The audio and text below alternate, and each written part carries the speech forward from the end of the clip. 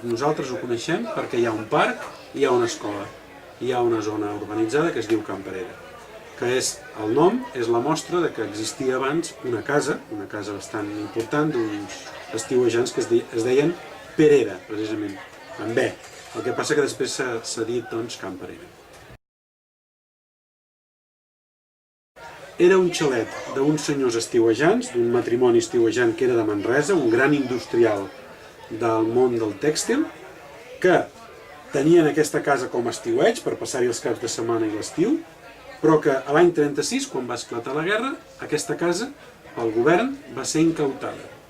És a dir, que el govern municipal se la va quedar com a seva per fer-hi una part de l'escola de Montornès. L'aula en si estava situada just al menjador o sala d'estar de la casa. Pàrvuls, els més petits, que en aquell moment eren de 6 anys, 7 i 8 anys, van passar de ser de l'escola que hi ha a Pintormir, o que hi havia a Pintormir, van passar a fer-se com l'escola bressol allà, a la casa dels senyors Perera.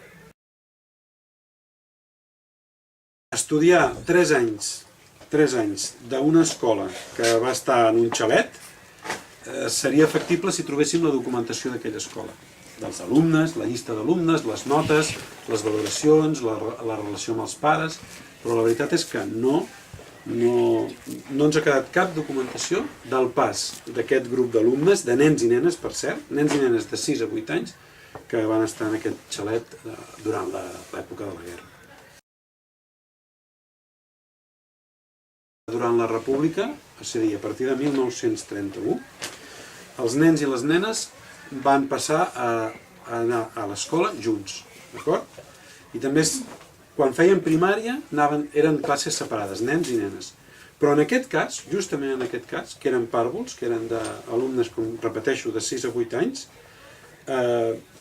van anar a l'escola de Can Perera, com si diguéssim, i eren 2 grups, hi havia una mestra i un mestre. Es van adequar en el menjador de la casa, i en una punta hi havia la mestra amb una taula i l'altra el mestre. I no és que la mestra fes classe per les alumnes i el mestre pels alumnes, sinó al contrari, que els més petits anaven, nois i noies, amb la mestra, i els més grans, dintre d'aquest grup de 7-8 anys, anaven amb el mestre.